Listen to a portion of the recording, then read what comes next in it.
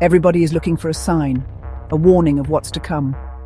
The house stood proudly overlooking the river, its 2 stories catching the afternoon light.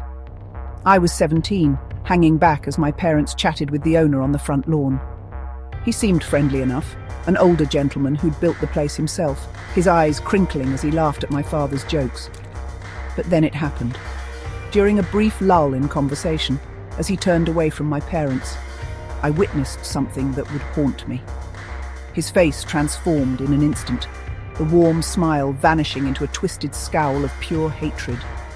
It was like watching a mask slip, revealing something dark beneath. Standing there, pretending to look at my phone, I felt my stomach turn. When he faced my parents again, the pleasant smile snapped back into place, as if nothing had happened. The house was mine for the morning. My family had left for church, leaving me to enjoy some quiet time.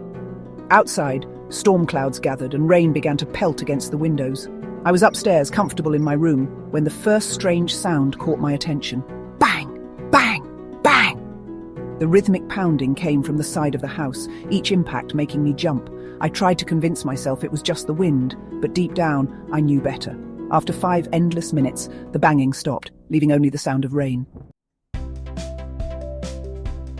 Then came the sounds that turned my blood to ice movement downstairs, chairs scraping across the floor, cabinet doors opening and closing, the distinct sound of our refrigerator door swinging open. My heart pounding, I quietly locked my bedroom door and grabbed my baseball bat with trembling hands. I called 911, my voice barely a whisper as I gave them my address. A text to my mum followed. "Someone's in the house. Called 911. The operator's voice offered little comfort. "Officers are 10 minutes out." Through the thin walls of our house, I could track the intruder's movements. Every footstep on the stairs made my heart skip. At 5'2" and 100 pounds, I knew my baseball bat wouldn't save me if that door opened. Then, the footsteps reached my door. The handle turned. Once, twice. The lock held, but he didn't leave. I could hear his breathing on the other side, slow and deliberate. 10 seconds felt like an eternity as I stood there, bat raised, praying the lock would hold. When the police arrived, they found no signs of forced entry, but there was one detail that proved I hadn't imagined it all. Fresh footprints in my mother's newly vacuumed hallway carpet, leading right up to my door. Large prints, bigger than anyone in our family could have made.